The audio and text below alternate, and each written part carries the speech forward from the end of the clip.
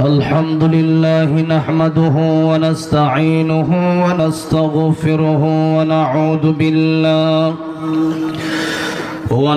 بالله من شرور أنفسنا ومن سيئات أعمالنا من يهده الله فلا مضل له ومن يضلله فلا هادي له ونشهد أن لا إله إلا الله وحده لا شريك له ونشهد أن سيدنا وحبيبنا ومولانا محمدا عبده ورسوله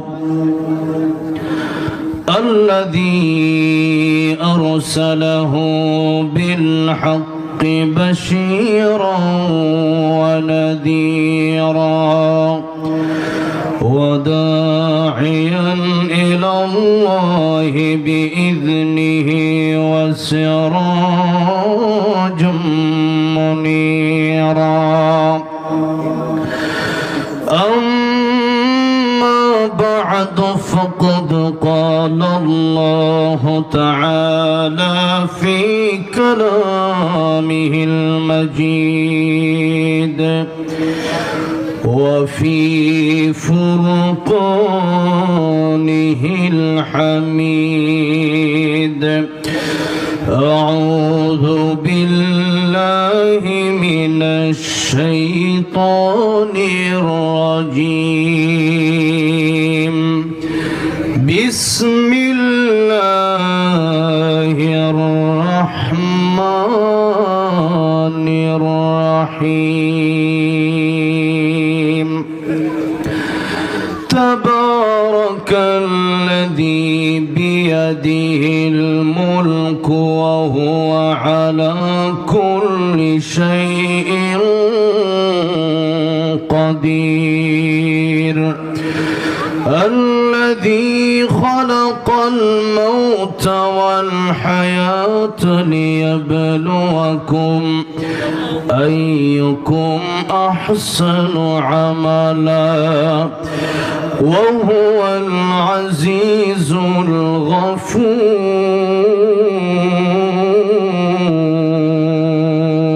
الغفور صدق الله العظيم وقال النبي صلى الله عليه وسلم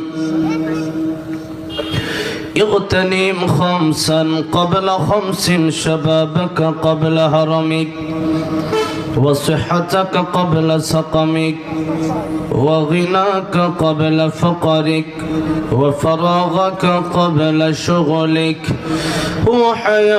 وحياتك قبل موتك أو كما قال النبي عليه الصلاة والسلام وقال تعالى في شان حبيبه ومحبوبه مخبرا وآمرا إن الله وملائكته يصلون على النبي يا أيها الذين آمنوا صلوا عليه وسلموا تسليما اللهم صل على محمد وعلى آل محمد كما صليت على إبراهيم وعلى آل إبراهيم إنك حميد مجيد اللهم بارك على محمد وعلى آل محمد كما باركت على إبراهيم وعلى آل إبراهيم إنك حميد مجيد পাবনা জেলার বেড়া থানার কৈটলা হরিরামপুর যুব সমাজের উদ্যোগে এবং মৃত ব্যক্তিদের রুহের মাগফিরাত কামনায় আজকের এই বিরাট ইসলামী জলসার সম্মানিত শ্রদ্ধাভাজন সভাপতি আবুল হাশেম সর্দার সাহেব, আজকের এই ইসলামী জলসার সম্মানিত প্রধান অতিথি বাংলাদেশ জামাত ইসলামীর কেন্দ্রীয় কর্ম পরিষদ সদস্য সৌর সদস্য ডক্টর আব্দুল বাসিত খান হাফিজাহুল্লাহ আমার পূর্বে অত্যন্ত গুরুত্বপূর্ণ কথা বলেছেন। আল্লাহ সুবহান মহিয়ান রব্বুল ইজ্জত ওয়াল জালাল আব্দুল বাসিত খান সাহেবের দীর্ঘ নেক হায়াত দান করেন, এই দেশের জন্য কাজ করার তৌফিক দান করেন, বলেন আমিন। কথা বলেছেন হযরত মাওলানা মোহাম্মদ শওকত হোসেন আল ফারুকি দামাত বারাকাতুহুম, কথা বলেছেন মাওলানা মোহাম্মদ আব্দুল হালিম দামাত বারাকাতুহুম, হাফেজ মাসুদুর রহমান সাহেব দামাত বারাকাতুহুম। উপস্থিত বিশেষ করে আমার ডান পাশে বসা আমার অত্যন্ত মহব্বতের ভাই পাবনা জেলা আমাদের প্রাণপ্রিয় শ্রদ্ধেয় আবুজর গিফারি ভাই, আল্লাহ রাব্বুল আলামিন ওনার ইলমে আমলে হায়াতে বারাকা দান করেন এবং এই মাহফিলটিতে আসার জন্য বিশেষ করে আমাকে দাওয়াত করেছেন এখানে অত্যন্ত প্রিয় ওসামা সাদি ভাই, দীর্ঘদিনের পরিচিত। আল্লাহ রাব্বুল আলামিন ভাইকে অনেক হায়াত দান করেন। সর্বোপরি এই মাহফিলটি করার জন্য, আয়োজনের জন্য যারাই কষ্ট করলেন আমার প্রাণ প্রিয় যুবক ভাইরা, শ্রদ্ধেয় মুরব্বী বাবাজিরা, এলাকার সর্বস্তরের জনগণ, আল্লাহ সুবহান মহিয়ান গরিয়ান কিয়ামতের ময়দানে মানব জান্নাতে যাওয়ার পরে একটি কোরআন শরীফের মাহফিলের আয়োজন করবেন। এই মাহফিলগুলো, এই ইসলামী জলসাগুলো সেই জান্নাতের মাহফিলের একটি নমুনা মাত্র। জান্নাতের ভিতরে একটা মাহফিল যেটা দুনিয়াতে হয়, একটা মাহফিল আল্লাহ সুবহানাহু ওয়া তাআলা নিজে করবেন এবং সেখানে আল্লাহ সুবহানাহু ওয়া তাআলা নিজেই জান্নাতি মানুষদেরকে কোরআন শরীফ তেলাওয়াত করে শোনাবেন। আজকের এই মাহফিলে যারা আসতে পারলাম, সেই মাহফিলে আল্লাহ রাব্বুল আলামিন যেন আমাদেরকে একটু হলেও জান্নাতের জায়গা করে দেন, বলেন আমিন। যে আল্লাহ রাব্বুল আলামিন আমাদেরকে কথা বলার সুযোগ করে দিলেন, স্বৈরাচার মুক্ত একটি দেশ আমাদেরকে উপহার দিলেন, জালেম মুক্ত একটি সমাজ আমাদেরকে উপহার দিলেন। যে আল্লাহ রাব্বুল আলামিন একটি স্বাধীন দেশ বাংলাদেশ আমাদেরকে উপহার দিয়েছেন, সঠিক কথা সত্য কথা বলার মতো সুযোগ করে দিয়েছেন, সে আল্লাহ রাব্বুল আলামিনের দরবারে প্রাণ খুলে হৃদয়ের গভীর থেকে আল্লাহর প্রেমে মাতোয়ারা হয়ে শ্রদ্ধা জড়িত কণ্ঠে জবান ছেড়ে দিয়ে পড়ছি আলহামদুলিল্লাহ। এই আওয়াজে খুশি হতে পারলাম না। আমরা এখানে যারা আছি পুরুষ তো নাকি, আর বেশি হচ্ছে যুবক। যুবকের আওয়াজ বেশি হবে না কম হবে? পুরুষের আওয়াজ মহিলার চেয়ে কম হবে না বেশি হবে? বেশি হবে। এই হচ্ছে আমাদের সাধারণ কথা। কিন্তু অসাধারণ কথা বলেছিলেন আল্লামা দিলওয়ার হোসেন সাইদুর রহমাতুল্লাহ আলাইহি। তিনি বলেছিলেন আমরা বিড়ালের মতো 500 বছর বেঁচে থাকতে চাই না, সিংহের মতো 1 ঘন্টা বাঁচতে চাই। ঠিক না ঠিক? সেরকম আওয়াজ আজকে পাবনা থেকে আমি চাই। পাবনাতে এতদিন আসতাম, এসেছি এই যে সিরাজগঞ্জেও এসেছি। এই মাহফিলগুলোতে আসলে বলতো হুজুর রাতে আমরা আপনাকে বয়ান দেবো 10টা, ওইটা বাজা তো 11:30 12টা। কেন? এত নেতার খেতা যে আমার নাম না দিলে আমি যাবো না, ওকে আমার নাম দিলে আমি যাবো না। এরকম নেতা খেতার জ্বালায় এতদিন পর্যন্ত মাহফিল করা যায় না। ঠিক না বেঠে? ওসি ডিসি এসপি এরপরে অনুমতি দেওয়া শেষ, মাহফিল যেদিন শুরু হবে বক্তা আসছে। কি আসছে? বক্তা আসবে আমির হামজা, মাহফিল হবে না। বক্তা আসবে, কি আসবে? বক্তা আসবে তারেক মনোয়ার সাহেব, মাহফিল হবে না। বক্তা কে আসবে? বক্তা আসবে রফিক মাদারি, মাহফিল হবে না।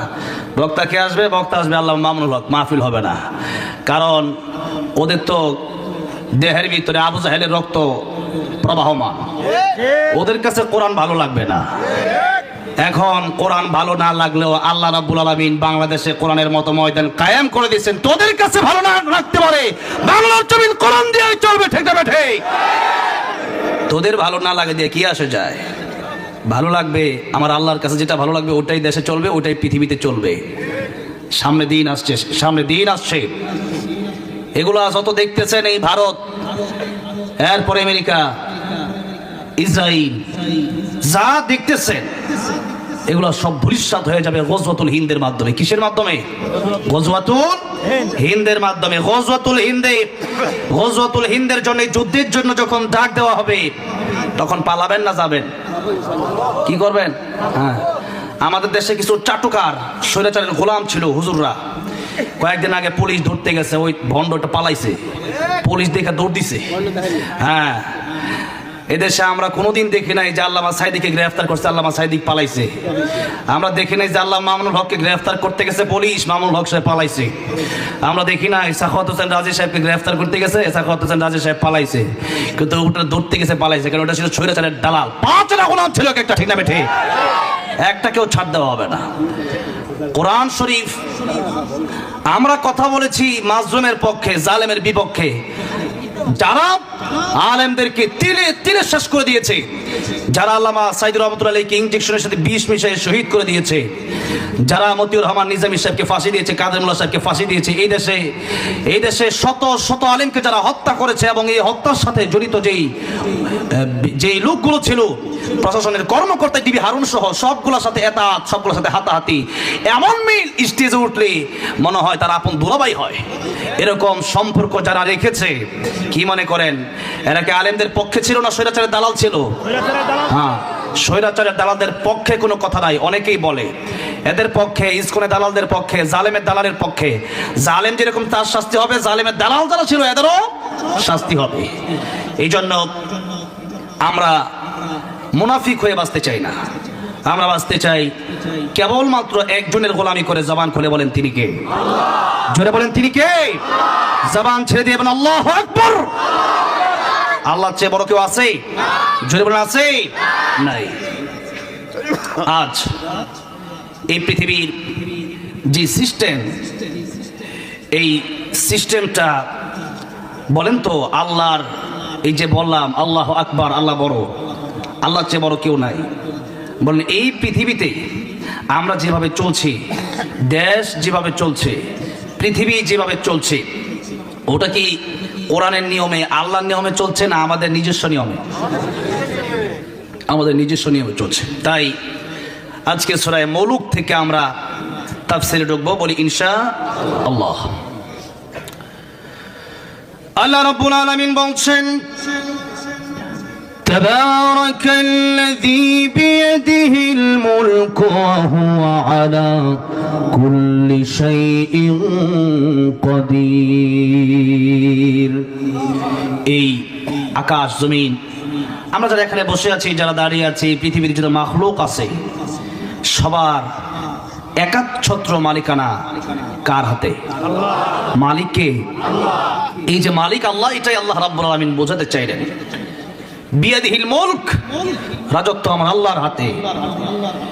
এই পৃথিবী যা কিছু আছে, চন্দ্র সূর্য গ্রহ নক্ষত্র আকাশ জমিন জিন ইনসান, সবার মালিক আমার আল্লাহ। আর আমরা যারা পৃথিবীতে আছি সবাই আমরা গোলাম। তাহলে মালিক কে? আমরা কি? জীবনের মালিক কে? আমরা কি? গোলাম। এখন মালিক চলবে গোলামের কথায় না গোলাম চলবে মালিকের কথায়? গোলাম চলবে মালিকের কথায়। গোলাম যদি মালিকের কথা না শুনে, আপনি কোম্পানিতে চাকরি করতে গেছেন, কোম্পানির মালিকের কথা আপনি শুনলেন না, বললো তুমি 8 ঘন্টা ডিউটি করবো, তোমাকে মাস শেষে 15,000 টাকা বেতন দেওয়া হবে। আপনি বললেন যে 8 ঘন্টা ডিউটি আমি করব, ঠিক আছে, মন চাইলে করবো, মন চাইলে করবো না।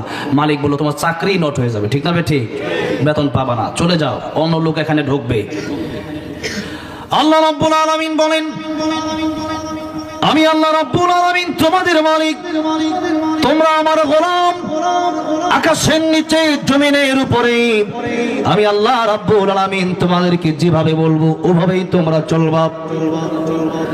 আর যদি আকাশের নিচে জমিনের উপরে আমি আল্লাহর গোলামি না করে তোমরা চলাফেরা করো, আল্লাহ রাব্বুল আলামিন সূরা রহমানে বলছেন, ইয়া মা'আশারাল জিন্নি ওয়াল ইনসি ইন ইসতাতা'তুম আন তানফুযু মিন আকতারিস সামাওয়াতি ওয়াল আরদি ফানফুযু লা تنفذون إلا بسلطان فبأي آلاء ربكما تكذبان যারা পড়েন ঠোঁট মিলে আমার সাথে পড়েন فبأي آلاء ربكما تكذبان আল্লাহ রাব্বুল আলামিন বললেন, আমার আকাশ আমার জমিন তোমাদেরকে আমি আল্লাহ রাব্বুল আলামিন বানালাম। هل أتى على الإنسان حين من الدهر لم يكن شيئا مذكورا কিছুই ছিল না তোমরা, জিরো থেকে আমি আল্লাহ রাব্বুল আলামিন তোমাদেরকে হিরো বানায় দিলাম। বান্দারে বানানোর তো অবশ্যই একটা উদ্দেশ্য আছে। উদ্দেশ্য হলো আমি আল্লাহ রাব্বুল আলামিন তোমাদেরকে কেবলমাত্র আমি আল্লাহর ইবাদতের জন্য পাঠালাম। ও বান্দারে, মাঝে মধ্যে ভুল হয়ে যেতে পারে, মাঝে মধ্যে অন্যায় হয়ে যেতে পারে। আমি আল্লাহ রাব্বুল আলামিন এই অন্যায় মাঝে মধ্যে যদি তোমরা করো আমি আল্লাহ ক্ষমাও করে দেব, এই ঘোষণা আল্লাহ রাব্বুল আলামিন দিয়েছেন। তবে অহংকার করা যাবে না, ঘাড়তেরামি করা যাবে না। এই দুইটা রোগের কারণে ইবলিস যে ছিল ফেরেশতাদের সরদার, সেই ইবলিসকে আল্লাহ রাব্বুল আলামিন জান্নাত থেকে বের করে দিলেন, বিতাড়িত করে দিলেন। সে আল্লাহ রাব্বুল আলামিন ইবলিসকে বলেছেন, ইবলিস আমার কথা তুমি মেনে নাও, পাল্টা প্রশ্ন করো না। আমি বলেছি আদমকে তুমি সিজদা করো। ইবলিস বলল, খলাকতানি মিন নার ওয়া খলাকতাহু মিন তিন, আমি আগুনের তৈরি আর আদম মাটির তৈরি, আমি করব না। আল্লাহ রাব্বুল আলামিন পাল্টা প্রশ্ন করো না, যা বলেছি তা তুমি করো, পাল্টা প্রশ্ন করো না। তোমাকে বলেছি এটাই তোমার ইবাদত। ইবলিস বলল এটা আমার ভালো লাগে না। আল্লাহ রাব্বুল আলামিন বললেন, তোকে আমি আমার কাছ থেকে তুই লানত প্রাপ্ত হয়ে গেলি, ধ্বংস হয়ে গেল। এই অহংকারের কারণে ইবলিস ধ্বংস হয়ে গেল। এই জন্য গুনাহ হতে পারে। এখানে যারা এসেছেন সবার কিছু না কিছু গুনাহ আছে না? একবার তো নিষ্পাপ না, সবাই কি নিষ্পাপ? গুনাহ সবারই কম বেশি আছে। আমি এই তো কয়েকদিন আগে টাঙ্গাইলে এক মাহফিল গেলাম। মাহফিলে যাওয়ার পর এক মন্ত্রী আসছে, সাবেক মন্ত্রী। আমি দেখে বললাম ও স্টেজে থাকলাম, স্টেজেই থাকবো না। আমি স্টেজ থেকে বের হয়ে গেলাম, গিয়ে আবার ওই মাদ্রাসায় বসলাম যে মাদ্রাসার প্রোগ্রাম। লতিফ সিদ্দিকী আসছে। আমি বললাম টাঙ্গাইল কালিয়াতির প্রোগ্রাম ঠিক আছে, এতদিন পর্যন্ত তারা স্টেজে ক্ষমতার দাপটে উঠছে, কিন্তু এখন উঠলো কিভাবে? বলে হুজুর এদিকে এখনো তার নেতাগিরি চলে। আমি কই এখনো তারা বন্দি করার নাই, আপনার ধরার নাই কেন? এরপরে স্টেজে উঠা, আমার আগে স্টেজে উঠছে, উঠা বলতেছে এই যে হুজুররা দোয়া করে, হুজুরদের গুনাহ থাকতে পারে, আমার জীবনে কোনো গুনাহ নাই। আপনারা দেখছেন এই ভিডিওটা? কে কে দেখছেন? যাক, আপনারা অনেকেই ভিডিওটা দেখছেন। তো সে বললো আমার কোনো গুনাহ নাই। চিন্তা করতে পারেন, আমার নবী দিনে 100 বার তওবা করে। আমার নবীর তো কোনো গুনাহ নাই, আছে? আছে? আমার নবী দিনে 100 বার তওবা করেছেন। জিজ্ঞাসা করা হলো, ইয়া রাসূলুল্লাহ, ইয়া হাবিবাল্লাহ, আপনার কোনো গুনাহ নাই, এরপরও আপনি কেন এত নামাজ পড়েন, এত সিজদা দেন, এত রুকু করেন, আল্লাহর কাছে এত তওবা করেন, কারণ কি? আল্লাহর নবী বললেন এই জন্য করি আমার আল্লাহ রাব্বুল আলামিনের শুকরগুজার বান্দা কি আমি হব না? আল্লাহ শুকর আদায় করার জন্য নবী তওবা করছেন, সিজদা করছেন, রুকু করছেন, সারা রাত নামাজে দাঁড়ায় থাকছেন। আর তার মতো একটা নাস্তিক কুমার কারক, যারা হজ নিয়া তাবলীগ নিয়া তাদের ক্রিটিসাইজের শেষ নাই, এরা বলছে আমার জীবনে কোনো গুনাহই নাই। নাউজুবিল্লাহ, জোরে বলতে পারেন না? নারীদের নিয়ে বেপর্দার সাথে সারাদিন ঘোরাফেরা, একের পর এক আলোচনা, একের পর এক মৌজ মাস্তি, ওগুলো আবার ইউটিউবে ছেড়ে, ফেসবুকে, অনলাইনে ছেড়ে। কত বড় দুঃসাহস! শয়তান যেরকম অহংকার করেছিল সেরকম অহংকার করে বলছে আমার জীবনে কোনো গুনাহই নাই, হুজুরদের জীবনে গুনাহ আছে, তার জীবনে নাকি গুনাহ নাই। এই জন্য আমরা দোয়া করছি নাকি বলেছে নাউজুবিল্লাহ। কত বড় দাম্ভিক, কত বড় অহংকার! শয়তানের সাথে কিছু মিলছে তো? শয়তানের সাথে কিছু মিলছে? এরপরে বলল ইসলাম তো এটা অন্তরে থাকার বিষয়। এই যে হুজুররা এই যে পোশাক পরছে, এগুলো করলে কি হবে চিন্তা করেন। এরপরে আমি সেই স্টেজে উঠলাম, আমি বললাম ওর জীবনে কোনো গোনা যে নাই, ও গোনা কারে ওইটাই তো বোঝে না। গোনা কারে বলে ওইটা বুঝে? ওটা তো বুঝেই না। হ্যাঁ, আহা, তাহলে আমাদের জীবনে কম বেশি গুনাহ তো আছে না, কি বলেন? আছে। ইবলিস বলেছিল আল্লাহ রাব্বুল আলামিন তোমার এই বান্দাকে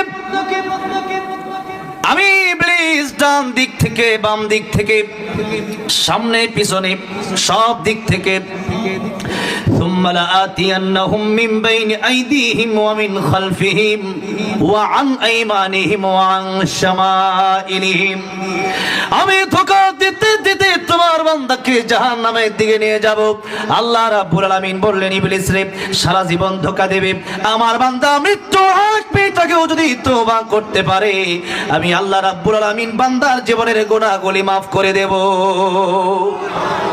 দুইটা সময় বাকি রেখে রাসূল সাল্লাল্লাহু আলাইহি ওয়াসাল্লাম বলেন ওই দুই সময় চলে আসলে আর তোমরা তওবা করলে কবুল হবে না। কয়টা সময়? দুইটা সময়। একটা হচ্ছে অলরেডি ইতিমধ্যে নিউজ হয়ে গেছে যে পশ্চিম দিক থেকে সূর্য উঠবে। রাসূল সাল্লাল্লাহু আলাইহি ওয়াসাল্লাম বলেছেন কিয়ামতের যে বড় বড় আলামতগুলো আছে এর মধ্যে একটা হচ্ছে পৃথিবীতে পশ্চিম দিক থেকে সূর্য উঠবে, তখন কিয়ামত খুব নিকটবর্তী হয়ে যাবে। এই কিয়ামত আমাদের খুবই কাছে। তো এই জন্য ওই সময় আসলে আর তওবা কবুল হবে না। আরেকটা হচ্ছে মানুষের যখন মৃত্যুর গড়গড়া শুরু হয়ে যায়, মরণের সময় যখন হয়ে যায়, মালাকুল মউত আজরাইল চলে আসছে, মৃত্যুর ফেরেশতা চলে আসছে, এখন জান বের হবে।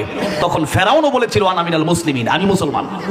কোরআনে আছে না আনা মিনাল মুসলিমিন, আছে তো? তখন আল্লাহ বললেন আল আন, এখন আর কাজ হবে না, এখন তওবা করে ভালো হইলে কি হবে? মরে যাওয়ার পরে ভালো লাভ আছে? মরার আগে ভালো হতে হবে, ঠিক না? ঠিক, মৃত্যুর আগে ভালো হতে হবে।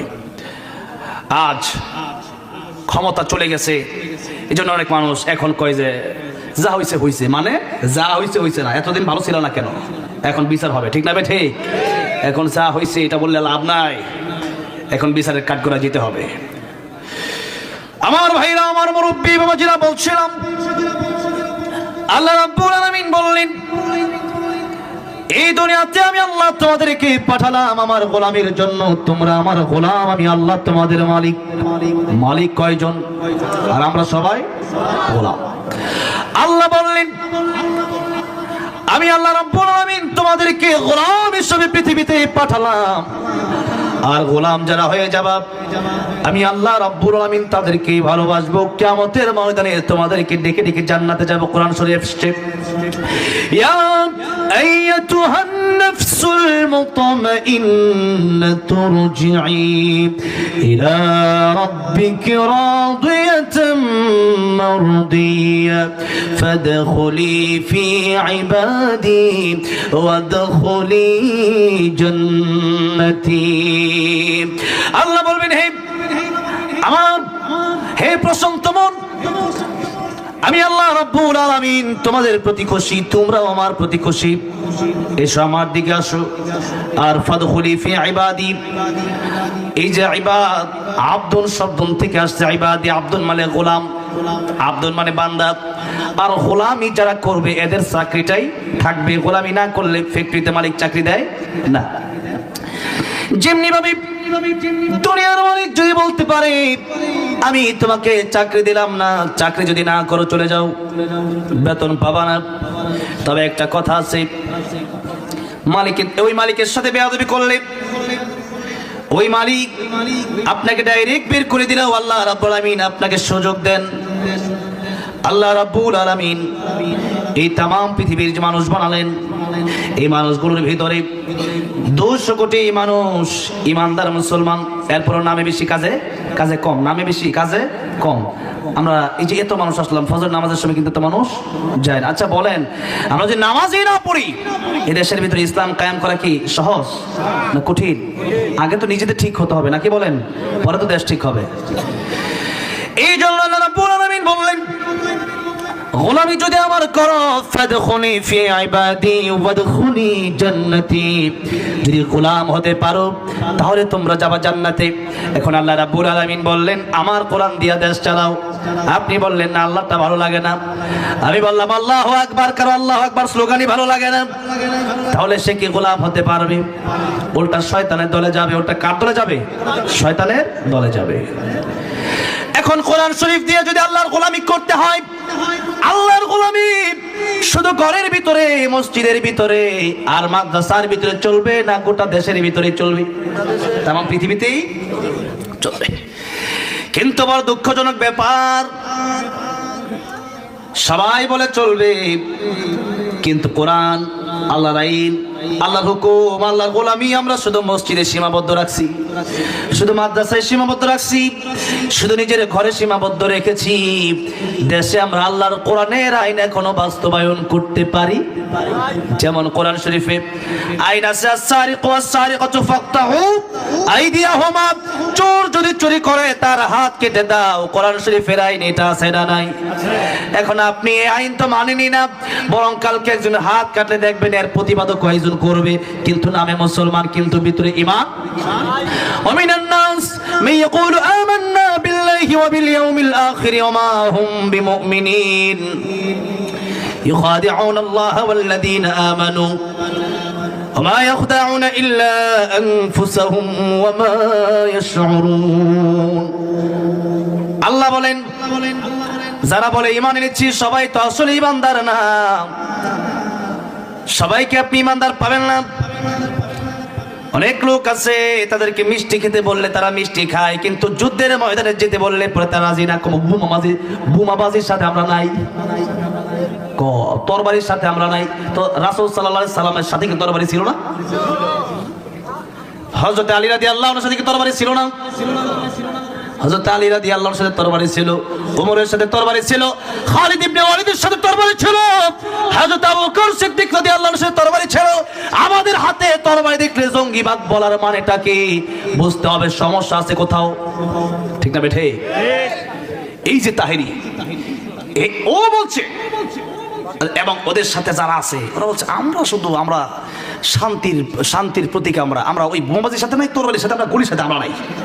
তোরা তো থাকবেই না, তোরা তো বাটপার নামে, তোরা শনি নামের বাটপার, তোরা থাকবি কেমনে, ঠিক না ঠিক? কি নবীকে শুধু মিষ্টি খাইছেন নাকি জিহাদের ময়দানে গেছেন? জান নাই?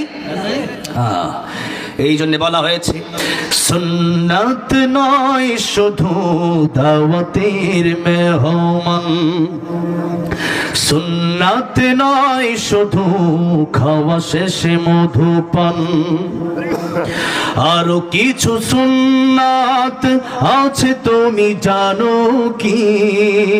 জানলেও জীবনে কখনো তা মানো কি?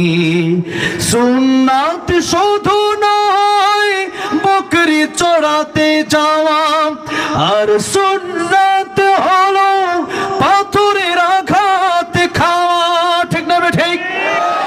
মোহাব্বতে তার খালিদ মোরালি আবু বকরের মতো পাশে থাকো কি?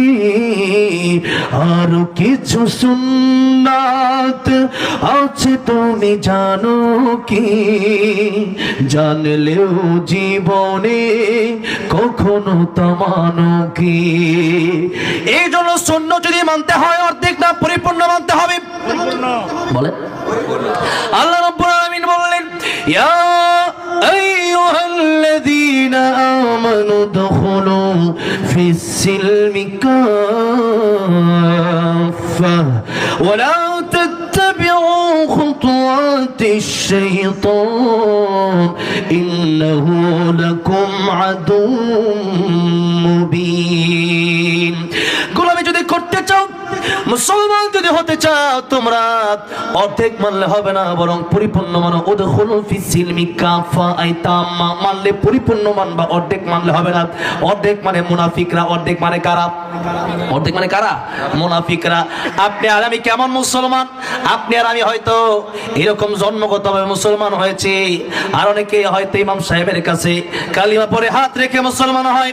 আর আব্দুল্লাহ ইবনে উবাই আল্লাহর নবীর হাতে হাত রেখে মুসলমান হয়েছিল, কিন্তু আব্দুল্লাহ ইবনে উবাই কি মুসলমান ছিল? মুনাফিক ছিল। মুনাফিক ছিল। নামাজেও আছে, মিষ্টি খাওয়াতেও আছে, সব জায়গায় আছে। নবী কই চলো জিহাদের ময়দানে, জিহাদের ময়দানে অর্ধেক গিয়ার নাই। জিবরিল আমিন লিস্ট নিয়ে আসলো, ইয়া রাসূলুল্লাহ, ইয়া হাবিবাল্লাহ, ওটা তো মুনাফিক। নবী বলেন পাগড়ি উপরে, জুব্বা উপরে। জিবরিল আমিন বলেন ইয়া রাসূলুল্লাহ, ইয়া হাবিবাল্লাহ, পাগড়ি পরলেই বড় ইমানদার হওয়া যায় না, শুধু দাড়ি রাখলেই বড় ইমানদার হওয়া যায় না, শুধু জুব্বা পরলেই বড় ইমানদার হওয়া যায় না। ইন্না আকরামাকুম ইনদাল্লাহি আতকাকুম, অন্তরটা বড় ভালো থাকার দরকার। জুড়ে বলেন আছে না নাই? আজকে আমাদেরকে দেখতে বড় ভালো, কিন্তু অন্তরটা বড় কালো। আর বেলাল রাদিয়াল্লাহু আনহু কালো না ফর্সা? কালো, কিন্তু অন্তরটা বড় ভালো। নবীজি গেলেন জান্নাতে মেরাজের রাতে। নবীজি গিয়া দেখলেন কার পায়ের হাঁটার আওয়াজ শোনা যায়। নবীজি জিজ্ঞাসা করলেন জিবরাইল, কার পায়ের হাঁটার আওয়াজ শোনা যায়?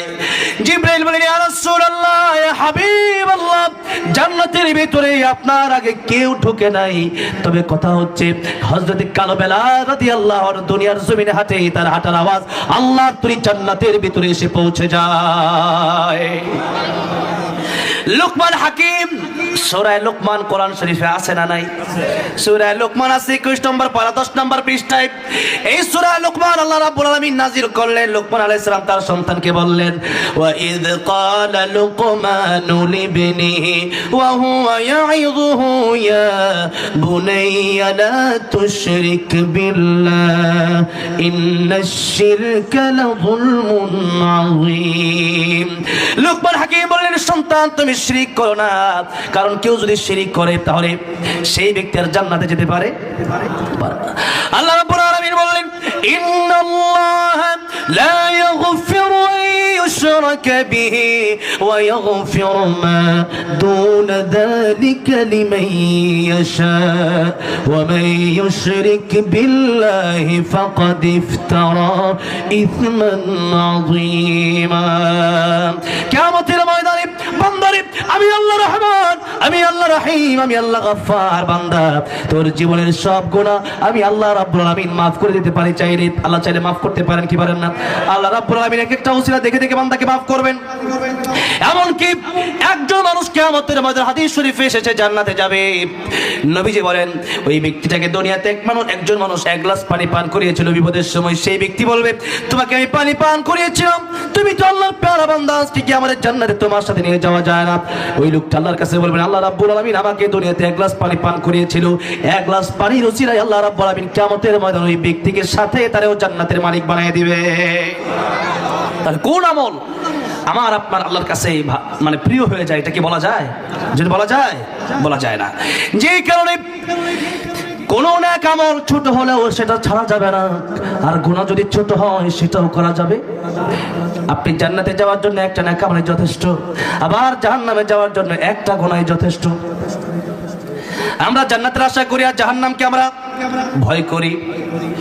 আল্লাহ রাব্বুল আলামিন বলেন কিয়ামতের ময়দানে মানুষের অনেক গুনাহ থাকবে, আমি আল্লাহ রাব্বুল আলামিন কোন গুনাহ থেকে কারে বাঁচায়া, কোন নেক আমলের কারণে, কোন ভালো কাজের কারণে আমি আল্লাহ কাকে জান্নাত দেব এটা আমি আল্লাহই ভালো জানি। আমি আল্লাহর বান্দার এক একটা ভালো কাজকে উসিলা বানায়া কিয়ামতের ময়দানে বান্দাকে জান্নাতের মালিক বানিয়ে দেব। আল্লাহ তুমি দয়ার সাগর, রহমানুর রহিম, তোমার দয়ায় পূর্ণ আমার সারা নিশিদিন, তোমার দয়ায় পূর্ণ আমার সারা নিশিদিন। আল্লাহ ছাড়া কিয়ামতের ময়দানে আসলেই তো আমরা গুনাহগার। কিয়ামতের ময়দানে আল্লাহ তুমি আমাদের উপর রহম করে আমাদের প্রত্যেককে জান্নাত দিও, বলেন আমিন। যে কথা বলছিলাম, আল্লাহ রাব্বুল আলামিন বলেন লা ইয়াগফিরু আন ইউশরাকা বিহি, আমি আল্লাহ তোমাদের জিন্দেগীর গুনাহ গুনাহ মাফ করে দিতে পারি চাইলে, কিন্তু একটা গুনাহ আমি আল্লাহ আগেই ওয়াদা করলাম মাফ করব না, তওবা না করে আসলে। সেই গুনাহ হচ্ছে শিরকের গুনাহ, মাজার পূজার গুনাহ। এই দেশে মাজার পূজাও আছে, এই দেশে পীর পূজাও আছে, এমন পূজা করে এই দেশে নেতা পূজাও আছে। নেতা পূজা আছে না? নেতা যায় সবাই মাথা নিচা করে ফুল দেয়, ওইটা হারাম, করা যাবে না। এই নেতা পূজা, পীর পূজা, কবর পূজা, যেটাই করুক না কেন সবগুলো হারাম। সিজদা দিতে হবে একজনকে, জোরে বলেন তিনি কে? গোলামি করতে হবে একজনের, জবান খুলে বলেন তিনি কে? এবার আসেন আল্লাহ রাব্বুল আলামিন এই লোকমান হাকিমের নামে সূরা নাজিল করলেন। যে কথা বলছিলাম, লোকমান হাকিম তিনি ফর্সা ছিলেন না কালো ছিলেন? কালো। এরপরে ছিলেন একজন বকরির রাখাল। কি ছিলেন? বকরির রাখাল। অনেক ধনী না গরিব? গরিব। গরিব, কালো, রাখাল। এরপরে আল্লাহ রাব্বুল আলামিন কোরআন শরীফে তার নামে সূরা নাজিল করে দিলেন। সে লোকমান হাকিম তার সন্তানকে যে কথা বলেন আল্লাহ হুবহু কোরআন শরীফে ওই আয়াতগুলো এইভাবে নাজিল করছেন। কি সম্মান আল্লাহ দিলেন! কেন? ভিতরটা ভালো ছিল, ঠিক না বেঠি? অন্তরটা ভালো ছিল। এই জন্য নবীজি বলেন আত্তাকওয়া হা হুনা, আত্তাকওয়া হা হুনা, আত্তাকওয়া হা হুনা। নবী তিনবার বলে এইভাবে দেখালেন তাকওয়া থাকে ভেতরে। তাকওয়া কোথায় থাকে? ভেতরে থাকে। আজকে আমাদের চেহারা বড় সুন্দর, চেহারা বড় ভালো, কিন্তু আল্লাহর সাথে আমাদের সম্পর্ক নাই।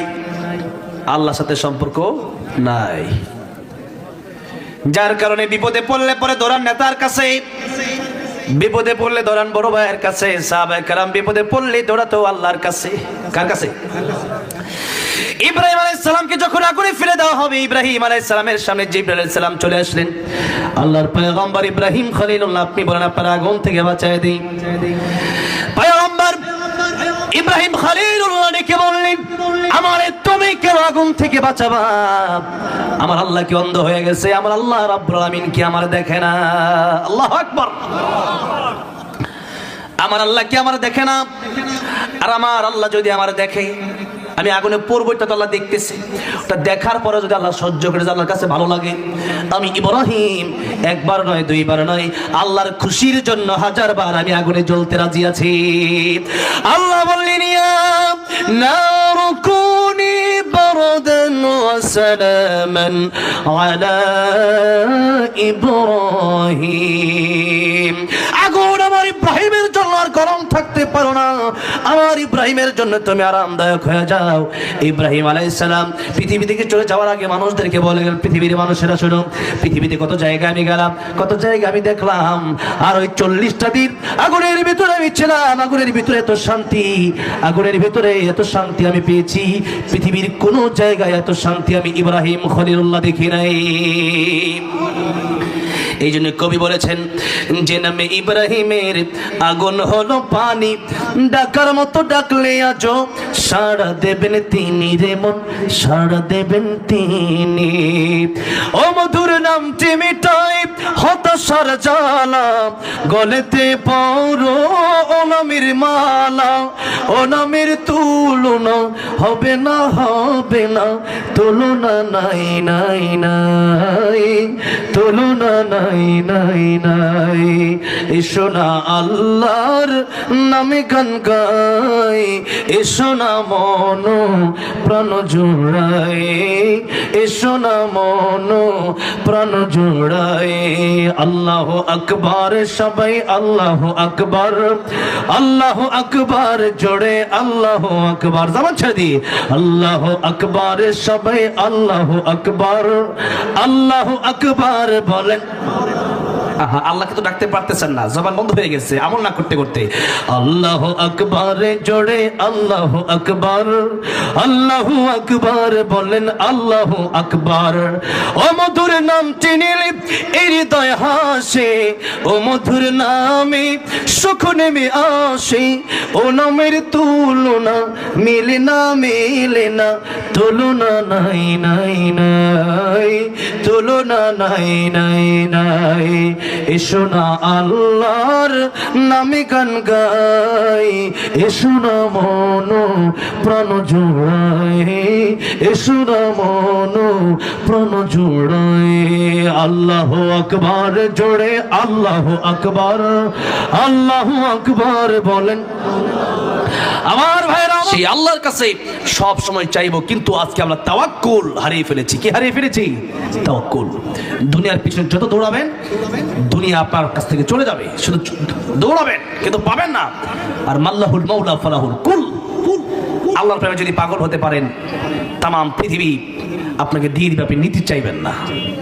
এই হচ্ছে ইমানদার। আমার ভাইরা, আমার মুরব্বী বাবাজিরা, এই জন্য আমরা চাইবো একজনের কাছে যদি জবান খুলে বলেন তিনি কে? তিনি কে? কোন পীরের কাছে যাওয়া যাবে না, এরকম ধারণাও করা যাবে না। সন্তান দেন কে? খাবার দেন কে? হায়াত দেন কে? আল্লাহ দেন। কিন্তু এগুলো আজকে আমরা আস্তে ধীরে ধীরে কোথায় যে চলে যাচ্ছি। মাজারে আমাদের দেশটা ভরপুর হয়ে গেছে, শিরকে আমাদের সমাজ নষ্ট হয়ে যাচ্ছে। মাজার তো সে ওটা কবরে চলে গেছে, ও আপনি কি দিবে? বরং ও তো আপনার চেয়ে দুর্বল, আপনি তো জীবিত, ও তো মরা। ঠিক না? ঠিক।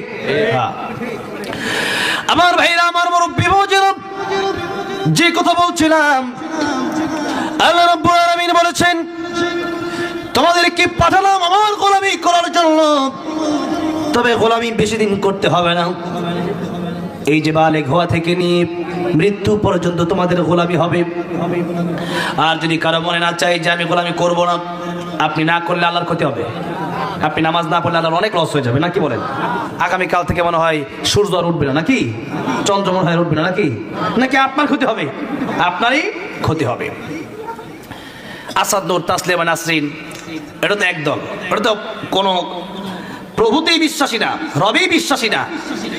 ইমাম আবু হানিফা রাহমাতুল্লাহ আলাইহি, ওনার সময় উমাইয়া মাহদী খলিফা তার কাছে নাস্তিক এসে বলল আল্লাহ বানি না।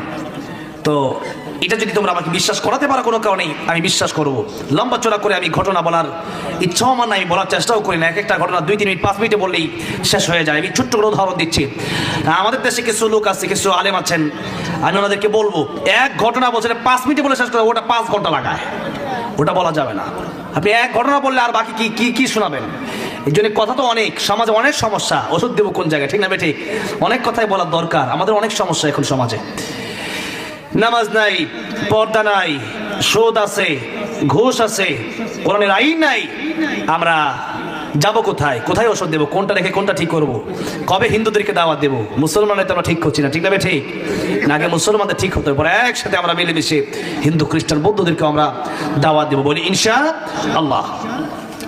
আমার ভাইরা, আমার মুরব্বি বাবাজিরা, আমি আপনি যদি আল্লাহর গোলামি না করি, নামাজ না পড়ি, ফারিকুন ফিস সাঈর, পথ হচ্ছে বাম দিকে সোজা জাহান্নামে। কোথায় আছে পথ? জাহান্নামে। ইমাম আযম আবু হানিফা রাহমাতুল্লাহ আলাইহি ডাকলেন উমাইয়া খলিফা মাহদী, বললেন এই যে একটা বাহাস করা লাগবে। তো ইমাম আযমকে ডাকলেন বিকেল বেলায়, সন্ধ্যা বেলায়। উনি আসলেন গভীর রজনীতে, বললেন আপনি কিন্তু অনেক আগে খবর পাঠালাম, দেরি হইলো, কোনো সমস্যা ছিল কিনা? বললো হ্যাঁ, সমস্যা তো একটা ছিল। নদীর ওই পারে দাজলা নদী, ওই পারে আমার বাড়ি, এই পারে আপনার বাড়ি। আমি আসবো কিভাবে? নৌকা পাচ্ছিলাম না, অনেকটু দেরি করে আসছিলাম। তো রাতের বেলায় মাঝি নাই, নৌকা নাই। হঠাৎ করে দেখলাম একটা গাছ এসে অটোমেটিক নৌকা হয়ে গেল। এরপরে কে যেন আলকাতরা মেরে সুন্দর করে নৌকাটা সাজায় দিল। এরপরে মাঝি নাই, নৌকা আমার কাছে চলে আসলো অটোমেটিক। আমি নৌকাতে উঠলাম, নৌকা আমার এই পারে এসে নামাই দিল, এতে চলে আসলাম। নাস্তিক বেটা দাঁড়ায় গেছে, তোমাকে তো মানুষ বলে ইমাম আযম, আর এখন তো দেখছি তুমি বোকা। কিসের ইমাম আযম তুমি? ইমাম আযম রাহমাতুল্লাহ আলাইহি বললেন, ওরে নাস্তিক শোনো, তামাম পৃথিবী, এই পৃথিবী তুমি দেখছো, তুমি যে আমাকে বোকা বললা, কারণটা কি? নাস্তিক বলল, একটা নৌকা নদীর ওই পার থেকে পারে আসবে, মাঝি ছাড়া চলে আসবে, এরকম বোকার মতো কথা তুমি কেন বলছো? আর একটা নৌকা গাছ দিয়া কাঠ হয়ে যাবে, কাঠ মিস্ত্রি ছাড়া নৌকা হয়ে গেল, আলকাতরা লাগাই দিলেন, নৌকা সাজাই দিল, এরকম বোকার মতো কথা তুমি কি যে বলছো? এগুলোকে হয় নাকি? সম্ভব নাকি? ইমামে আজম বলেন, এটা কি আমাকে তোমার বোকা মনে হয়? নাস্তিক বলল, হ্যাঁ অবশ্যই বোকা মনে হয়। বানানেওয়ালা ছাড়া নৌকা বনতে পারে না, চালানেওয়ালা ছাড়া নৌকা চলতে পারে না। ইমামে আজম আবু হানিফা রাহমাতুল্লাহ আলাইহি বললেন, নাস্তিক রে, আমি কত বোকা, তার চাইতে বড় বোকা তুমি। একটা নৌকা যদি বানানেওয়ালা বিদ্যুৎ বনতে না পারে, চালানেওয়ালা বিদ্যুৎ চলতে না পারে, তুমি কেমনে বললা এই পৃথিবীতে তুমি আসলে? পৃথিবী তৈরি হলো কোনো সৃষ্টিকর্তা ছাড়া, তার মানে সৃষ্টিকর্তা একজন আছে। জবান খুলে বলেন তিনি কে? একটা নৌকা, এটাই তো কাঠমিস্ত্রি ছাড়া হয় না। একটা নৌকা মাঝে ছাড়া চলেই না। আর আমি আপনি চলছি, আমি আপনি কথা বলছি, এই দুনিয়া চলছে, প্রতিদিন সূর্য ঠিক টাইমে উঠতেছে। ওটা কি মনে করতেছে অটোমেটিক করতেছে? অবশ্যই একজন চালানেওয়ালা বানানেওয়ালা আছে না নাই? আছে। কিন্তু সেরকম বিশ্বাস আমাদের অন্তরে খুবই দুর্বল। আমাদের ইমান কচু পাতার পানির মতো টলমলো টলমলো করে। লালা দিলিক শেষ, 500 টাকার জন্য পর্যন্ত মানুষ এদেশে ইমান বিক্রি করে দিয়েছে। অসংখ্য ঘটনা আছে যারা এই দেশে আল্লাহু আকবার তারা স্লোগান বন্ধ করে দিয়েছে। চাকরি টিকাতে গিয়ে তাদের আল্লাহর নামে স্লোগান বন্ধ করার জন্য মাইক কিনে নিয়েছে বক্তার কাছ থেকে। এরকম অসংখ্য অগণিত ঘটনা আছে না নাই? হ্যাঁ। আল্লাহ রাব্বুল আলামিন বলেন, আমার গোলামি যদি তোমাদের কাছে ভালো না লাগে, তোমরাই ক্ষতিগ্রস্ত হয়ে যাবা। আর আল্লাহ রাব্বুল আলামিন বলছেন, ইয়া মা'আশারাল জিন্নি ওয়াল ইনসি ইন ইসতাতা'তুম আন তানফুযু মিন আকতারিস সামাওয়াতি ওয়াল আরদি ফানফুযু। আমার আইন যদি, আমার কোরআন যদি তোমাদের কাছে ভালো না লাগে, তবে আমার আকাশ জমিন ছেড়ে তোমরা বের হয়ে যাও। বলেন তো, এখানে আমরা যারা আছি, আল্লাহর আকাশ জমিন থেকে বের হওয়ার মতো কোন শক্তি আমাদের আছে? যেখানেই যাবেন সেখানে কার আকাশ জমিন? এই যে যারা দিল্লিতে গিয়ে পালাইছে, এটা এই দিল্লিটা কার? আমেরিকা, লন্ডন, সবই কার? আল্লাহর। আমি আপনিও, আমার আপনারও কে বানাইছে? হ্যাঁ, ইন্ডিয়া নরেন্দ্র মোদী কে বানাইছে? Donald Trump? সবাইকে আল্লাহ বানাইছে। সুতরাং এরকমটা যদি আল্লাহ পাক বললেন, যদি মনে করো আমার আইন, আমার গোলামি, আমার কোরআন তোমাদের কাছে ভালো না লাগে, সুদ, ঘুষ, জুয়া, জুলুম, এরপরে মানুষকে হত্যা করা, মানুষের দিলে কষ্ট দেওয়া, মানুষের মাল লুটে খাওয়া, এগুলো যদি তোমাদের মনে চায়, আমার আকাশ জমিন থেকে বের হয়ে যাও। এখন আমরা যেখানেই যাব সেখানে কার আকাশ জমিন? কার আকাশ জমিন? আল্লাহর আকাশ জমিন। আল্লাহ রাব্বুল আলামিন নিজেই বলছেন, লা تنفذون إلا بسلطان। আল্লাহর আকাশ জমিন ছেড়ে পৃথিবীর কোথাও তোমরা যেতে পারবে না। যেখানে যাবে সেখানে আমি আল্লাহর আকাশ জমিন তোমরা পেয়ে যাবে। সুতরাং যেহেতু আমি আল্লাহর আকাশ জমিনে থাকতেই হবে, আমি আল্লাহ রাব্বুল আলামিনের গোলামি করেই থাকতে হবে। পৃথিবীর কোন জালেম, পৃথিবীর কোন স্বৈরাচার, পৃথিবীর কোন তন্ত্র মন্ত্র দিয়ে দেশ আর পৃথিবী চলবে না, বরং আমার কোরআন, আমার আইন দিয়ে পৃথিবীটাকে তোমাদের চালাতে হবে। ঠিক আছে? ঠিক। আর যদি আল্লাহর কোরআন তোমাদের কাছে ভালো না লাগে, এটা তো পৃথিবীর কথা আল্লাহ বললেন, কমপক্ষে বাংলাদেশে মুসলমানের দেশে বসে বসে আল্লাহর কোরআনের বিরুদ্ধে একটা কথাও কেউ বলতে পারবে না, আর বললেও কেউ থাকতেও পারবে না। আমার ভাইরা, আমার মুরব্বি বাবাজিরা, আল্লাহ রাব্বুল আলামিন বললেন বের হওয়া সম্ভব না। এই আকাশ জমিন থেকে বের হওয়ার মতো জায়গা তোমাদের কোনো জায়গায় না নাই। মা বাবা অনেক সময় সন্তানকে ধমক দেয়। মনে করেন সিরাজগঞ্জ থেকে বাবা চলে যাবে ঢাকায়, বাবা বলল, শোনো আব্দুল্লাহ, আমি এই নামটা এখন বেশি ব্যবহার করি, কারণ আব্দুল্লাহ মানে আল্লাহর বান্দা। আব্দুল্লাহ মানে কি? আপনি আবার এখানে কেউ আব্দুল্লাহ থাকলে মনে করেন যে আমার নাম নিয়ে বলতেছে। আব্দুল্লাহ মানে কি? আমরা সবার নামই আব্দুল্লাহ, আমাদের সবার নাম কি? আব্দুল্লাহ। যেমন আমার নাম জুবাইর আহমদ তাশরিফ, আমার আরেকটা নাম আছে, ওই নাম হচ্ছে আব্দুল্লাহ। ওই নামটা কি? আব্দুল্লাহ মানে আল্লাহর বান্দা। আবার আব্দুর রহমানও বলা যাবে, রহমানের বান্দা, ওইটাও বলা যাবে, নাম আরো আছে। এবার বলে গেল আব্দুল্লাহ দোকানে বসবা, আমি চলে গেলাম। বাবা চলে গেল 2 দিনের জন্য। বাড়িতে 2 দিন পরে এসে দেখছেন যে সন্তান দোকান তো করবে দূরের কথা, উল্টা দোকানের ক্যাশের টাকা নিয়ে পরে বাবা গেছে কোথায়? ঢাকা, আর ও চলে গেছে যমুনার পারে ঘুরতে। এখন বাবা এসে জিজ্ঞাসা করলেন, কিরে আব্দুল্লাহ দোকান খোলো নাই? বলো না, দোকান খোলার সময় পাই নাই। সময় পাও নাই মানে? কোথায় গেছিলাম? ঘুরতে গেছিলাম। পরে কেন ঘুরতে গেলাম? এত জবাব দিতে হবে? বাবা বলল, জবাব দেওয়ার দরকার নাই, কিন্তু আমি তো তোমার বাপ, এই কথা তুমি শুনলো না? যে এই যে আমারটা খাও আমারটা পর, আমার কথা যে শুনলো না। সন্তান বললো এত কথা বলো না তো, যাও তোমারটা তুমি করো আমারটা আমি করি। বাপ বললো ঠিক আছে, তাহলে আমার বাড়িতে আমি থাকি, তোর বাড়িতে তুই যা। সন্তান বললো তোমার বাড়ি ছাড়া কি আর যাওয়ার জায়গা নাই? বাপ বললো কোথায় যাবি, যা। সন্তান গেছে তার নানির বাড়ি। কোথায় গেছে? নানির বাড়ি। ঘুরে নানির বাড়ি যায়, খালার বাড়ি যায়। বাপেও গেছে নানির বাড়ি, গিয়া বলছে যে তোর নানির বাড়ি হওয়ার আগে আমার শ্বশুর বাড়ি, আমার শ্বশুর বাড়ি না হলে তোর নানির বাড়ি হইতো না। আমি যদি এই বাড়িতে বিয়েই না করতাম, তোর নানির বাড়ি কিনা হইতো, তাহলে তোর জায়গা দিত না। আমার সম্পর্কে কেন তোর জায়গা দিছে? যেই ছেলে আমার কথা শোনে না, সেই ছেলে আমার শ্বশুর বাড়িতে থাকার অধিকারটা দেয়। চলে গেছে। তোমার শ্বশুর বাড়ি ছাড়া কি যাওয়ার জায়গা নেই? চলে গেছে খালার বাড়ি। বাপেও গেছে সেখানে, যেটা তোর খালার বাড়ি আমার শালির বাড়ি, বের হয়ে যা। গেছে, এবার গেছে ফুফুর বাড়ি। দূরে গেল না কাছে গেল? দূরে গেল না কাছে গেল? কাছে গেল। বাপ বলছে এবার আসছিস ফুফুর বাড়ি, এটা তো আমার বোনের বাড়ি, আমার বোন না হলে তোর এই মহিলা জায়গা দিত না। ঠিক না? ঠিক। আমার বোন আগে, তোর ফুফু পরে। এবার তার ব্রেন ওয়াশ হয়েছে, এবার কিছুটা তার ব্রেন খুলছে, বুদ্ধি এবার বুদ্ধির জাগ্রত হয়েছে কিছুটা। ডাক দিয়া বলল ভুল করেছি, অন্যায় করেছি, অপরাধ করেছি। বাবা গো, তোমার জন্ম দেওয়া ছাড়া পৃথিবীর জমিনতে পৃথিবীর মুখই আমি দেখতাম না। এই পৃথিবীতে যত আত্মীয় স্বজন আছে না কেন, সব আত্মীয় স্বজন তো তোমার আগে পরে আমার। আর তোমার মাধ্যমে পৃথিবীর জমিন পৃথিবীর মুখ আমি দেখেছি। ও বাবা, এই পৃথিবীতে তোমার কারণে তোমার ওসিলায় এই পৃথিবীতে আসলাম। আর আজকে আমি বললাম তোমার বাড়ি ছাড়া কি যাওয়ার জায়গা, এটা আমার ভুল হয়ে গেছে। আসলে তোমার বাড়ি ছাড়া আমার কোনো জায়গায় নাই। বাপ এবার তারে কোলে নিয়ে চুমা খায়, তারে আদর করে, তারে চিপস কিনে দেয়, মজা কিনে দেয়। বাপ বলে সন্তান রে, আমি তো তোরা আসলে ওই দিন বাড়ি থেকে বের হওয়ার জন্য বলি নাই, বরং আমি বলেছিলাম যেন ওই দিন তুই আমার কাছে ক্ষমা চাস। ও আমার সন্তান রে, আমার কাছে এক সপ্তাহ পরে তুই আজকে ক্ষমা চাইলি, আজকে থেকে এক সপ্তাহ আগে যদি তুই ক্ষমা চাইতে আমার কাছে, আমি বাবা তোরে মাফ করে আমার বাড়িতে জায়গা দিয়ে দিতাম। আর আল্লাহ রাব্বুল আলামিন তিনি তো দয়ার সাগর, মায়ার সাগর। মার বাবা পৃথিবীতে সব মানুষ, সমস্ত মাখলুকাতকে আল্লাহ 100 ভাগ ভালোবাসা থেকে, 100 ভাগ মহব্বত থেকে আল্লাহ দিলেন 1 ভাগ। আল্লাহ দিলেন কয় ভাগ? বনের বাঘেও আছে 1 ভাগ। বনের বাঘেও আছে কত ভাগ? বনের বাঘেও 1 ভাগ। বুঝতে হবে, এই বনের বাঘ তার বাচ্চাকে কত আদর করে। একটা মুরগি বৃষ্টির সময়, বৃষ্টি আসলে সে নিজে ভিজে তার বাচ্চাগুলোরে আগলায় রাখে। ঠিক না? ঠিক। কত মায়া আল্লাহ দিলেন। মায়ের কাছে বাবা বাজার করে নিয়ে আসছে, নিয়ে আসার সময় এক হালি কলা নিয়ে আসছে, তার বাবার একটা দিছে, সন্তানের বাবারে, আর সন্তান তিনজনে 3টা দিয়ে দিছে, মা আর খায় নাই। এরকম ঘটনা আছে না নাই?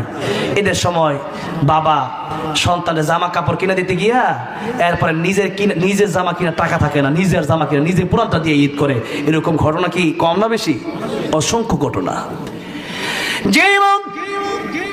যে বাবা আপনার জন্য এত কষ্ট করে নিজে খায় না, নিজে কাপড় পরে না, সেই বাবা মাকে আপনি যদি কষ্ট দেন, আমার নবী বলেন আল্লাহ কষ্ট পেয়ে যাবে। আর যদি মার বাবাকে খুশি করতে পারেন, নবী বলেন আমার আল্লাহ খুশি হয়ে যাবে। হুমা জান্নাতুকা হুমা নারুকা, মা বাপকে খুশি করো, আমার আল্লাহ রাব্বুল আলামিন খুশি হয়ে তোমাকে জান্নাত দিয়ে দিবে। সে মাপকে খুশি করবেন তো দূরের কথা, আজকে দুনিয়ার সবাইকে সময় দেওয়ার মতো অনেকের সময় হয়, কিন্তু হতভাগা কপাল পোড়া নিজের মাকে সময় দেওয়ার সময় হয় না, নিজের বাবাকে সময় দেওয়ার সময় হয় না। আহা, এই সন্তান বোঝে না যে আমার মা আমার বাবা তাদের দিকে তাকালেই কবুল হজের সোয়াব। রাসূল সাল্লাল্লাহু আলাইহি সাল্লাম বলেন একবার তাকা মারলে একটা কবুল হজের সোয়াব দিয়ে দিবে। একবার তাকালে। সাহাবী বললেন ইয়া রাসূলুল্লাহ, ইয়া হাবিবাল্লাহ, আমি যদি আমার মার বাবার দিকে 100 বার তাকাই, নবী বললেন সাহাবী রে, তুমি যতবার তাকাবা তুমি তাকাতে তাকাতে অস্থির হয়ে যেতে পারো, আমার আল্লাহ রাব্বুল আলামিন তোমাকে সওয়াব দেওয়ার বেলায় কোনো অস্থির হবেন না। সুবহানাল্লাহ, জোরে বলেন। মায়ের চোখে ঝরলে পানি আল্লাহর আরশ কাঁপা যায়, কান্দে না যেন মায়, কান্দে না যেন মায়। এই জন্য মার বাবা কত অমূল্য সম্পদ। হজে যারা গেছেন বা যারা যাবেন, আমি এবছর যাওয়ার নিয়ত করেছি। 8-10 লাখ টাকা লাগে, নিজেও যাওয়া লাগে। ইসলামে যে ইবাদত রয়েছে, ইবাদতের সিস্টেম হলো হয়তো আর্থিক নয়তো দৈহিক। দেহের মাধ্যমে ইবাদত আছে কিছু, আর অর্থের মাধ্যমে কিছু ইবাদত আছে। যেমন দেহের মাধ্যমে ইবাদতের নাম হলো নামাজ। নামাজ যদি আপনি পড়েন, ফজরের নামাজের সময় যদি আপনি বলেন এত শীত, তো একজন যাচ্ছে, আপনি বললেন তুমি যাচ্ছ তো, তোমাকে 500 টাকা দিলাম, আমার ফজরের নামাজটা তুমি পড়ে দিয়ে এসো, কি বলে নামাজ হবে নাকি? আপনার নামাজ আপনাকেই পড়তে হবে। অন্য 50,000 মানুষ মিলে যে আপনার নামাজ নামাজ হবে না। আপনার নামাজ আপনাকে মসজিদে গিয়ে জামাতের সাথে পড়তে হবে। আরেকটা ইবাদত হচ্ছে আর্থিক, একটা না মানে অনেক ইবাদতই, তো একটা আমি কথা বলছি কি, যেমন যাকাত।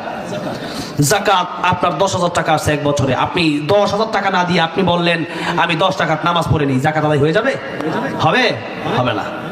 নামাজের জায়গায় নামাজ, দেহের ইবাদত আলাদা আর অর্থের ইবাদত আলাদা, দুটার ইবাদত ভিন্ন ভিন্ন। কিন্তু কিছু ইবাদত আছে যেটা দেহও লাগে অর্থও লাগে। এটার মধ্যে একটা হচ্ছে হজ। একটা কি? হজ। হজ করতে হলে টাকারও প্রয়োজন হয়, আবার দেহেরও প্রয়োজন হয়। কারণ টাকা আছে, দেহ ভালো না, যাওয়ার দরকার নাই। আবার দেহ আছে, টাকা নাই, আপনার উপর হজ ফরজ হবে না। দুটার সমন্বয়ে, দেহ এবং অর্থের সমন্বয়ে আপনাকে হজটা করতে হবে। এখন 8-10 লাখ টাকা যদি লাগে হজ করতে, এই 8-10 লাখ টাকা কামানো কি সহজ না কঠিন? কঠিন না? অনেক কঠিন। 8-10 লাখ টাকা কামানো যে ধনী তার জন্য কঠিন। এখন এটা হচ্ছে এক। দ্বিতীয় কথা হচ্ছে আপনাকে তো সেখানে কাবা শরীফে যেতে হবে, নাকি বলেন? তওয়াফ করতে হবে, সাই করতে হবে, মিনায় যেতে হবে, মুজদালিফায় যেতে হবে, আরাফার মাঝে যেতে হবে, কোরবানি করতে হবে, অনেক কাজ। টিকিট করতে হবে, ভিসা করতে হবে, পাসপোর্ট করতে হবে, ট্রাভেলসে যেতে হবে, অনেক কাজ। এত কাজ করার পরে বছরে হজ করা যায় কয়বার? বছরে হজ করা যায় কয়বার? আপনারা আমার হয় রাগ করতেছেন, সময় কি বেশি লম্বা হয়ে গেছে নাকি? মাত্র 11টা বাজে, এখনো বাজে নাই আর কি। তো 11টা পর্যন্ত একটু জবাব দিন, হজ করা যায় বছরে কয়বার? একবার। আর মার বাবার দিকে বছরে কয়বার তাকানো যায়? হিসাব আছে? দৈনিক 1000 বারের উপরে তাকানো যায়, ঠিক না বে ঠিক? আর আমরা হজে যাওয়ার সময় কি আনন্দ আর কি আয়োজন, দেখো আমি হজে যাচ্ছি, দোয়া করো, দেখো নাতি আমার হজে যাচ্ছি, দোয়া করো, আর বাঁচি না মরি। দেখেন হজে যাচ্ছে কি মনে একটা আশা। আর নবী বললেন তোমার মা আর বাবার দিকে একবার তাকালে, মায়ের দিকে একবার তাকাও, একটা কবুল হজের সওয়াব, বাবার দিকে একবার তাকাও, একটা কবুল হজের সওয়াব, 1000 বার তাকাও, 1000 কবুল হজের সওয়াব। সুবহানাল্লাহ। আর এখন আপনি বছরে একবার হজে যাওয়া যায়, আপনি হজে গেলেন, হজটা কবুল হলো কি হলো না আপনি কি জানেন? জানেন না। আর মা বাবার দিকে তাকালে কবুল হজের সওয়াব। এত সহজ আমল, এর চেয়ে সহজ কি ওয়াজ আছে নাকি? আবার ওয়াজ তো আমরা জানি কিন্তু আমরা মানি না। ওয়াজ কি? ওয়াজ তো এগুলাই। আপনি ফরজগুলো মানেন, হারাম ছেড়ে দেন, তাই তো ওয়াজ। কোরআন মেনে নেন, রাসূল সাল্লাল্লাহু আলাইহি ওয়াসাল্লাম জীবনী মেনে নেন, আপনাদের ওয়াজ করার দরকার নেই। কিন্তু কথা হচ্ছে আমরা ওয়াজ জানি কিন্তু মানি না। আজকে আমরা যারা মুসলমান হয়েছি, নামেই মুসলমান বেশি, কাজেই মুসলমান কম, ঠিক না বে ঠিক? এই জন্য মা আর বাবার দিকে বেশি বেশি তাকান, মা বাপকে খুশি করেন, কবুল হজের সওয়াব। এত বড় একটা কথা নবী বললেন, এগুলো সহজ আমল। ইসলাম বোঝা কঠিন, কামানো বড় সহজ।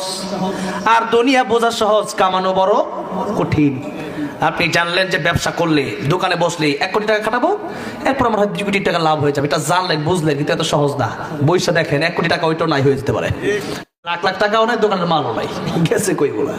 ব্যবসার পলিসি বুঝতে হয়, এরপরে পলিসি বোঝার পরেও লস খাই, আছে না নাই? এই যে সিরাজগঞ্জ বেলকুচির একজন অনেক বড় একজন ধনী ব্যবসায়ী, মুলতাজিম গ্রুপের মালিক, তিনি আমাদেরকে ওমরায় নিয়ে গেছিলেন। আমি হাফেজ নাজমুস সাকিব, হাফেজ জাকারিয়া, হাফেজ সালেহ তাকরিম, কারি আবু রায়হান, তা আমাদেরকে নিয়ে গেলেন। তাই আমি জিজ্ঞেস করলাম কেন? বলছে বললো ব্যবসাটা এরকম ভালো চলতেছে না, এই জন্য নিয়ে যাচ্ছি। বললাম আলহামদুলিল্লাহ। কি নিয়ত? অনেক লম্বা লম্বা দাঁড়িয়ে, অনেক ভালো মানুষ। তো এই যে ব্যবসা বাণিজ্য, এটা আপনি বুঝলেন যে আপনি জানেন যে একটা দোকানে 5 লাখ টাকা লাগালে পরে হয়তো আপনি আস্তে ব্যবসা করলে এটা 10 লাখ, 20 লাখ, 50 লাখে আসতে পারে। কিন্তু এই টাকা 5 লাখ যে লাগাবেন, 5 লাখ টাকা কামানো কিন্তু সহজ? কঠিন। আপনি জানলেন যে মাটি কোপাইলে আপনি সারাদিন 1000 টাকা পাবেন, কোনো কর্মচারী ভ্যান চালালে 1000 টাকা পাবে, প্রাইভেট কার ড্রাইভারি করলে দৈনিক 2000 টাকা পাবে। কিন্তু এটা কি এত সহজ? সারাদিন মাটি কোপানো, সারাদিন চাকরি করা, সারাদিন ঘুম বাদ দিয়ে ডিউটি করা, দুনিয়াতে মনে করেন যে কোনো কাজ, এগুলো কিন্তু কঠিন। কিন্তু নবী বলেন সুবহানাল্লাহ, আলহামদুলিল্লাহ বলবা, তাম পৃথিবীতে যত ফাঁকা জায়গা আছে আল্লাহ সব দিয়ে ভরপুর করে দিবেন। সারাদিন তো বলতে পারেন, কিন্তু আপনি কোন হুজুর ওয়াজ করেন, কিন্তু ওয়াজ থেকে যাওয়ার পরে সুবহানাল্লাহ পড়বে না, ঠিক না বেঠিক? ঘরে বসে আছেন, বাইরে চলছেন, হাঁটছেন, জিকির করেন, আল্লাহর নামের জিকির বেশি বেশি, লা ইলাহা ইল্লাল্লাহ, লা ইলাহা ইল্লাল্লাহ, লা ইলাহা ইল্লাল্লাহ, মুহাম্মাদুর রাসূলুল্লাহ সাল্লাল্লাহু আলাইহি ওয়াসাল্লাম। এই জন্য ইসলাম বুঝা কঠিন, মানা বড়ই সহজ। ইসলাম বুঝতে হয়। ইসলাম কি করতে হয়? বুঝতে হয়। ইমান বিধ্বংসী অনেক কাজ আছে যেগুলো আমরা জানি না। যেমন নামাজ যদি আপনি পড়েন, নামাজে কি করলে নামাজ ভেঙে যাবে, কি করলে নামাজ হবে, এগুলাকে বুঝতে হবে না? এই বোঝাটা কঠিন, এটা সহজ না। আমরা আজকে যা নামাজ পড়ছি, অনেকের নামাজ হচ্ছে না, আমরা জানি না। আপনি তো মনে করছেন নামাজ পড়ে পড়ে কালো দাগ কপালে ফেললাম, বলে দুঃখজনক, বলে আফসোস। নামাজ ভঙ্গের কারণ অনিষ্টা আমরা জানি না। প্রথম কারণটা কি বলেন তো? নামাজে অশুদ্ধ পড়া। তাই নামাজে কি অশুদ্ধ পড়া? হ্যাঁ বলেন না। কোরআন শরীফ অশুদ্ধ পড়া, কিন্তু বাংলাদেশে সবার তেলাওয়াত কি শুদ্ধ মুসলমানের? অশুদ্ধ তেলাওয়াত। বড় আফসোস, এখানে যারা কথা বলে এরকম অনেককেই দেখলাম কোরআন তেলাওয়াত অশুদ্ধ। আমি তাদের জন্য আফসোস করি, হৃদয়টা ভেঙে চুরমার হয়ে যায় তাদের জন্য। মনে চাই তাদেরকে বসায় বসায় ঘন্টার পর ঘন্টা কোরআন তেলাওয়াত শিখায়। আপনি কোরআন তেলাওয়াত শুদ্ধ করতে পারলে কি করবেন জীবনে? কোরআন তেলাওয়াত যদি শুদ্ধ না হয়, নামাজ হচ্ছে না। কিয়ামতের ময়দানে আউয়ালু মা ইউহাসাবু বিহি আল-আবদু ইয়াওমাল কিয়ামাতিস সালাহ। কিয়ামতের ময়দানে কিসের হিসাব সর্বপ্রথম হবে? বসুন বলেন, কি বলেন? নামাজ। নবী বলেন নামাজের হিসাবে যারা পার পেয়ে যাবে, সব হিসাবে তারা পার পেয়ে যাবে, জান্নাতে চলে যাবে। নামাজে ধরা খাবেন তো সব থেকে ধরা খেয়ে যাবেন। প্রথম প্রশ্নে আপনি ফেল। আর আপনি যদি বলেন যে কোরআন শরীফ আমি শিখতে পারি নাই, কোরআন শরীফ আল্লাহ বুঝি নাই, আল্লাহ বলবেন বুঝলা না কেন? খেতে হয় কিভাবে বুঝেছো, চাকরি করতে হয় কিভাবে বুঝেছো, ব্যবসা করতে হবে কিভাবে বুঝলা, ডক্টর কিভাবে হতে হয় বুঝলা, ইঞ্জিনিয়ার কিভাবে হতে হয় বুঝলা, দুনিয়ার সব বুঝলা, কোরআন কেন বুঝলা না? আমি আল্লাহর কালাম, পৃথিবীতে এর চেয়ে বড় গ্রন্থ কিছু ছিল না, যেই গ্রন্থে কোনো ভুল ছিল না ওটা পড়লা না, আর যেই গ্রন্থে ভুলে পড়া ওই সব হাট্টিমা ডিম ঘোড়ার ডিম সব পড়লা, কেন এটা বুঝলা না? আপনি জবাব দিতে পারবেন সেদিন? আল্লাহ আপনাকে প্রশ্নগুলো আপনি জবাব দিতে পারবেন? আজ এই দেশে তাফসির মাহফিল হচ্ছে, এই দেশে এই মসজিদ মাদ্রাসাগুলোতে বয়স্ক কোরআন শিক্ষা চালু করেন আপনারা। এই দেশে তাফসির মাহফিল হচ্ছে, এই দেশে মসজিদ মাদ্রাসা লক্ষ লক্ষ অভাব নাই। আমাকে গত বছর দাওয়াত দিয়েছিল, সেখানে সেই মাহফিলে হিন্দুরাও পর্যন্ত মাহফিলে টাকা দিয়েছে, সেই মাহফিল কমিটি হিন্দু, বলেন মারহাবা। আমি মানে মুসলমানরা আয়োজন করেছে, সাথে হিন্দুরাও মানে তারা এক একজনের সাথে এইভাবে মিলেমিশে চলে, যার কারণে ওরাও টাকা পয়সা দিচ্ছে, মাহফিলে কমিটি এইভাবে আয়োজন করছে। একবারে মুসলিম খুব, সে এলাকায় খুব কম, সেখানে হিন্দুদেরকে দাওয়াত দিলাম ভারতের আসামে। যাওয়ার পরে সেখানে একজন পুলিশ অফিসার ছিলেন, তিনি আমাকে দাওয়াত করেছিলেন। তো তিনি আমাকে বললেন যে ওই অফিসারের ভাই, বড় ভাই আমাকে বললেন যে আপনারা বাংলাদেশের জন্ম নিয়েছেন, আমরা শুধু আফসোস করি আপনাদের জন্য। বাংলাদেশের মানুষ যদি আমি হতে পারতাম, এই জন্য আফসোস করি। কেন? আমি মুসলমান, বাংলাদেশে মানুষ মুসলিমের অভাব নাই, বুক ফুলায় চলি। আর দেশে হিন্দু আর হিন্দু। আমি যেখানে গেছি মাহফিল, তার পাশেই দেখি মূর্তি, ওখানে হিন্দুর বাড়ি, পাশেই হিন্দুর বাড়ি, আর সাথে মুসলমানদের বাড়ি। তারা ওখানে একটা মাঠে মাহফিলের আয়োজন করলো। তাহলে সেখানে মাহফিলের আয়োজন করলো, এরপর তারা আফসোস করে বললো যে বাংলাদেশে যদি আমার জন্ম হতো কত ভালো হতো। এই দেশে ওই রকম মাদ্রাসা মসজিদ ওই রকম নাই। এদেশে আমরা চাইলেই একটা আলেমকে দাওয়াত দিতে পারি না, চাইলে একজন হুজুরকে নিয়ে আসতে পারি না, চাইলে কোরআন শিখতে পারি না, চাইলে আমরা মসজিদে নামাজে যেতে পারি না। আজকেও দেখলাম ইন্ডিয়াতে মসজিদ ভাঙা হচ্ছে। এদেরকে যারা বন্ধু বানাইছে এরা হচ্ছে ইসলামের প্রকাশ্য শত্রু, ঠিক না ঠিক? ভারতকে যারা বন্ধু বানিয়েছে এরা ইসলামের প্রকাশ্য শত্রু, কোরআনের শত্রু, আল্লাহ শত্রু, ঠিক না ঠিক? এদেরকে বন্ধু বানাইছে, এদেরকে বন্ধু বানায়া এরপর আলেমদেরকে শুধু জেলে ঢুকাইছে, এরপর আলেমদেরকে ফাঁসি দিচ্ছে এদের কথার কারণে। আমার ভাইরা, আমার মুরব্বি মুআজ্জিরা, ইন্ডিয়াতে ভারতে কোরআন শিক্ষার ব্যবস্থা আমাদের বাংলাদেশের মতো নাই। এই দেশের মতো মসজিদ মাদ্রাসা নাই, এই দেশের মতো উপরে মাহফিল এরকম করা যায় না। মাহফিল করলেও প্রশাসন আসে, দেখে কি বলে না বলে। সারা জীবন মুসলমানরা আবদ্ধ হয়ে আছে ইন্ডিয়াতে। আর দেশের মধ্যে আমরা মসজিদ পেয়েছি, মাদ্রাসা পেয়েছি, ওলিদেরকে পেয়েছি, আলেম পেয়েছি, কোরআনের হাফেজ পেয়েছি। এরপরেও যদি কোরআন শরীফ না শিখি তাহলে আল্লাহর কাছে ধরা খাবো কি খাবো না বলেন? খাবো, ধরা খেতে হবে। তাহলে কোরআন যাদের শুদ্ধ নাই, আজকের এই মাহফিল থেকে পণ করে যাবেন, আমার কোরআন তেলাওয়াত আমি যেভাবেই হোক শুদ্ধ করে নেব, ঠিক না ঠিক? বলে ইনশাআল্লাহ। তাহলে আমরা এই পৃথিবীতে আসছি, এই পৃথিবীতে আমরা গোলামি করবো কার? আল্লাহ। আল্লাহ বলেন গোলামি যদি না করো তাহলে বের হয়ে যাও। এখন ওই যে বাবা বললো তোকে আমি বের হওয়ার জন্য বলি নাই, তোকে বলেছি তুই যেন আমার কাছে ক্ষমা চাস। আজকে থেকে আমরা ক্ষমা চাবো আল্লাহর কাছে। আল্লাহ এতদিন নামাজ পড়ি নাই, এখন থেকে পড়বো। এতদিন বুঝি নাই, এতদিন আমরা চলেছি মালিকের মতো, আসলে আমি তো মালিক না, আসলে আমি তো গোলাম। আসলে আল্লাহর কাছে নত হয়ে চলা প্রয়োজন, কিন্তু আমরা দাম্ভিকতার সাথে চলি, মনে করি আমি কি জানো, কিন্তু আমি কিছুই না, আমি কিছুই, আমি তো গোলাম, আমি গোলামের ঘরের গোলামের ঘরের গোলাম। মালিক একজন, তিনি কে? যদি মালিক একজন, তিনি কে? আল্লাহ। আল্লাহু আকবার। সেজন্য মালিক আমার আল্লাহ, আমি তার গোলাম। পৃথিবীতে এই কথাটা মেনে যদি কেউ থাকে তাহলে সে ব্যক্তি গুনাহ করতে পারে না, সুদ খেতে পারে না, ঘুষ খেতে পারে না, চুরি করতে পারে না, ডাকাতি করতে পারে না, মদে মুখ লাগাতে পারে না। এই জন্য আল্লাহর গোলামি আপনি যদি করেন আর না করেন, আল্লাহ বলেন আমার কোনো লস হবে না।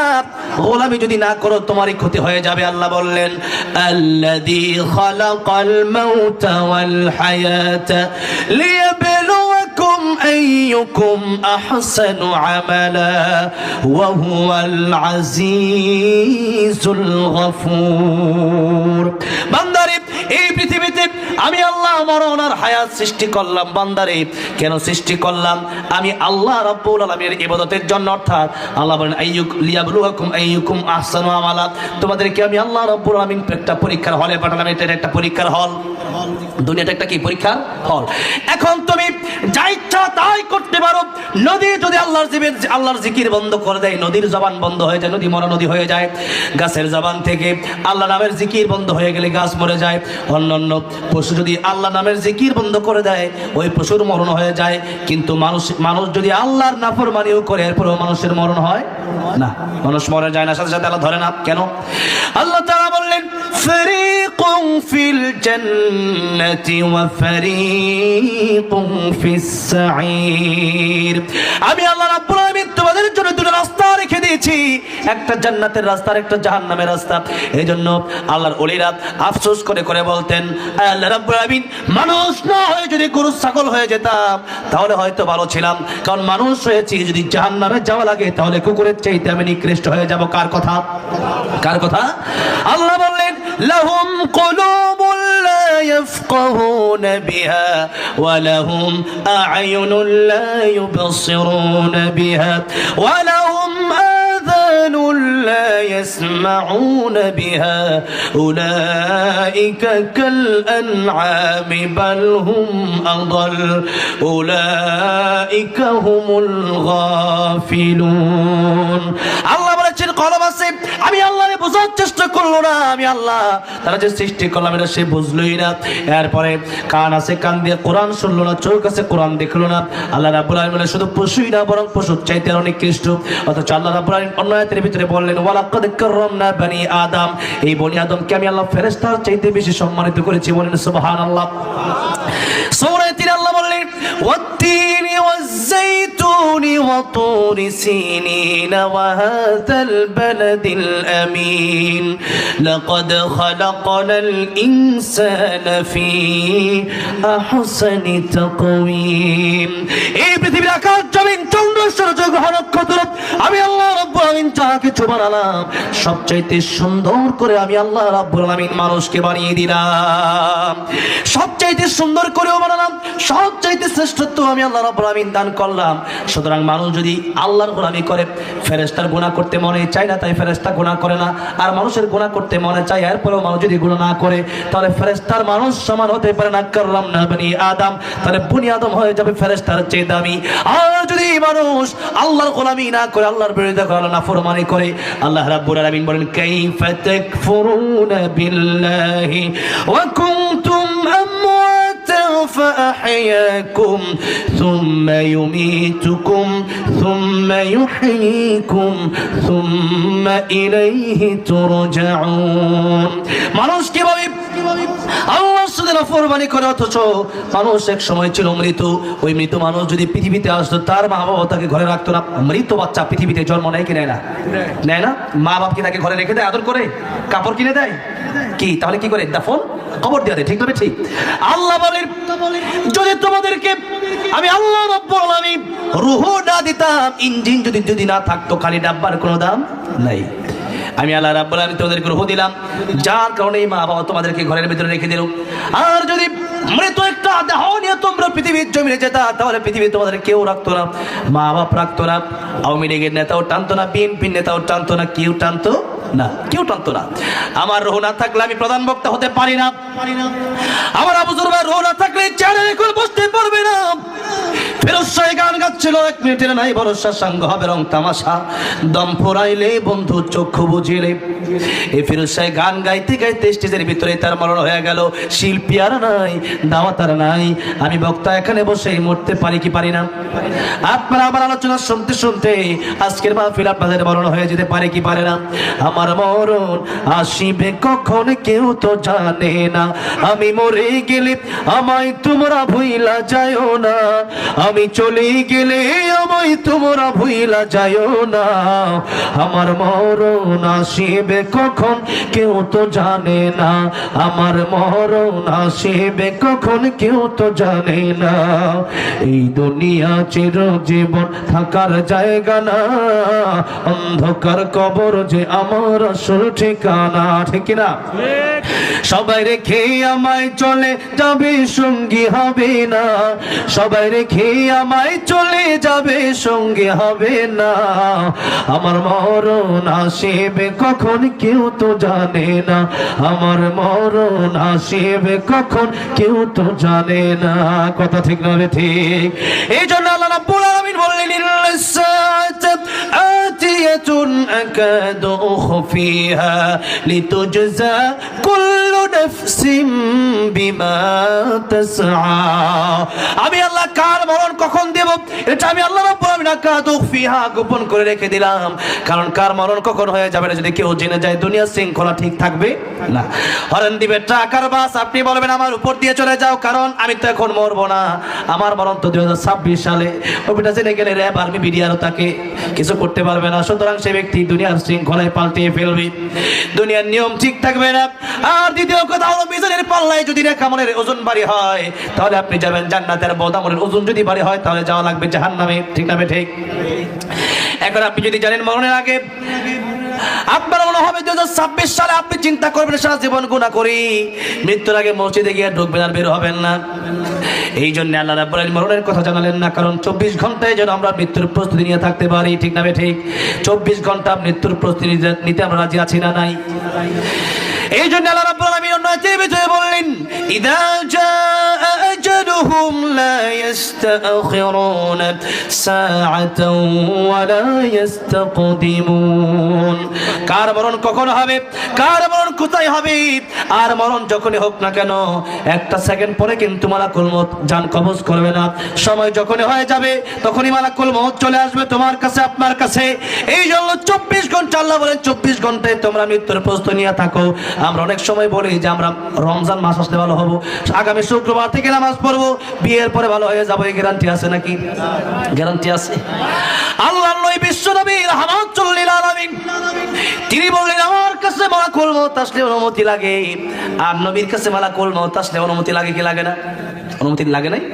3 বার নবীর কাছ থেকে অনুমতি নিল। দরজার বাইরে থেকে এসে প্রথমেই সালাম দিল, আসসালামু আলাইকা ইয়া রাসূলুল্লাহ। নবী বলেন, ফাতেমা দরজা খোলো, তাকায় দেখো কে আসছে, যেন আমার সালাম দেয়।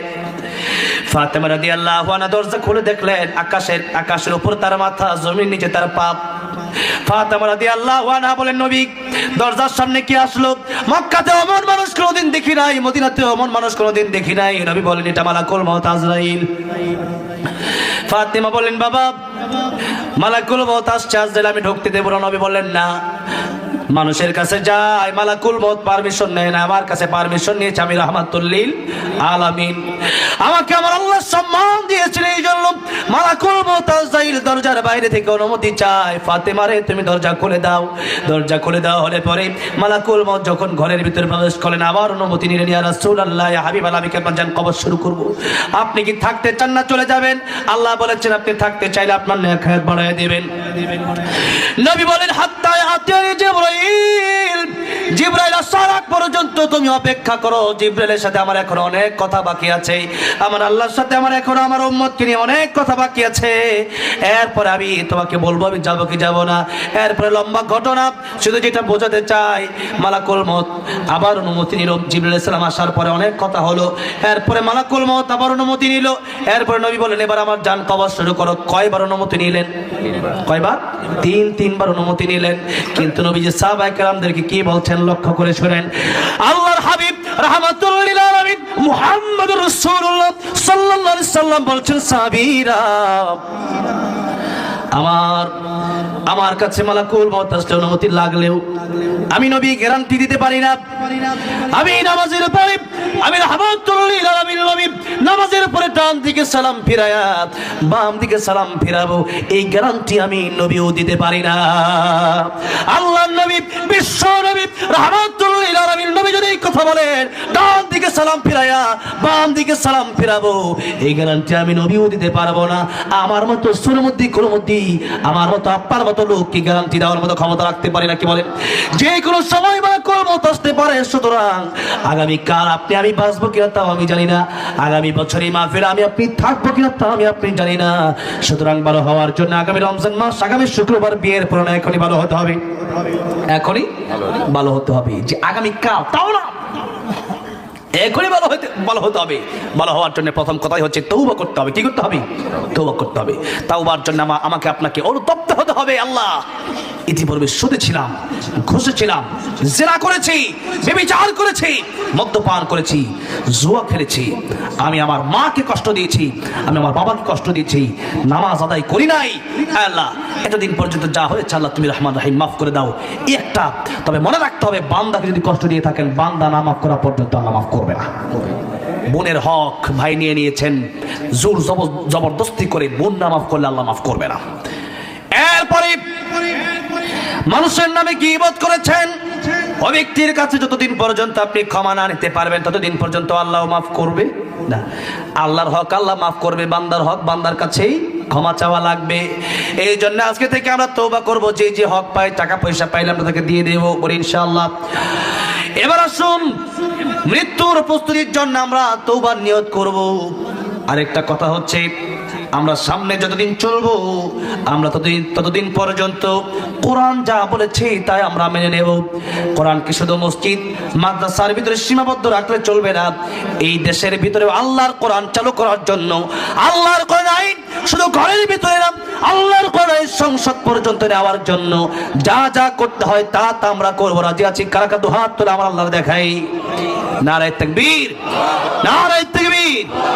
আল কোরআনের আলো সংসদে জালো, আল কোরআনের আলো সংসদে জালো। নারায়ে তাকবীর, লিল্লাহি তাকবীর।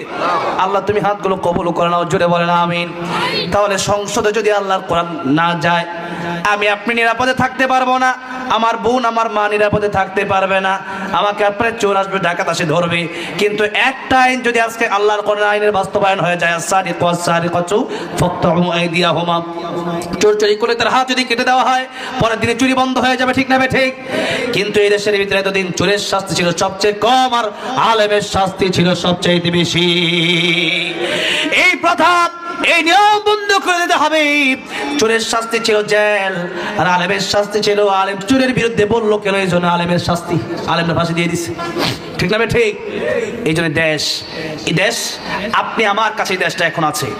এই দেশ যদি সামনে আপনি যদি ইসলামের পক্ষে ঐক্যবদ্ধ হয়ে কাজ না করতে পারি, সংসদে যদি আল্লাহর কোরআন না নিতে পারি, সামনে আর অন্ধকার দিন আসবে, সেদিন মোকাবেলা করা কঠিন হয়ে যাবে। এই জন্য আল্লাহর কোরআন আমরা শুধু মসজিদ মাদ্রাসায় সীমাবদ্ধ রাখবো না, গোটা রাষ্ট্রের জন্য আমরা আল্লাহর কোরআন আইনকে বাস্তবায়ন করতে পারি। আল্লাহ সেই তৌফিক দান করে, আমিন। সারা জীবন যেন আল্লাহর গোলামি করে, কেবলমাত্র আল্লাহর গোলামি করে যেন মরতে পারি। পৃথিবীর কোনো কাপুরুষ, কোনো জালেম, কোনো স্বৈরাচার, কোনো নমরুদ ফেরাউনের গোলামি করে যেন আমাদের মরতে না হয়। আল্লাহ তুমি সেরকম আমাদেরকে তোমার গোলাম হিসাবে কবুল করে নিও, জুড়ে বলে আমিন। আল্লাহ তুমি তোমার প্রিয় বান্দা হিসাবে আমাদেরকে কবুল করে নিও, জুড়ে বলে আমিন। আল্লাহ আমাদেরকে মৃত্যুর প্রস্তুতি নেওয়ার তৌফিক দান করো, পাক্কা ইমানদার খাঁটি মুসলমান বানায় দিও, জুড়ে বলে আমিন।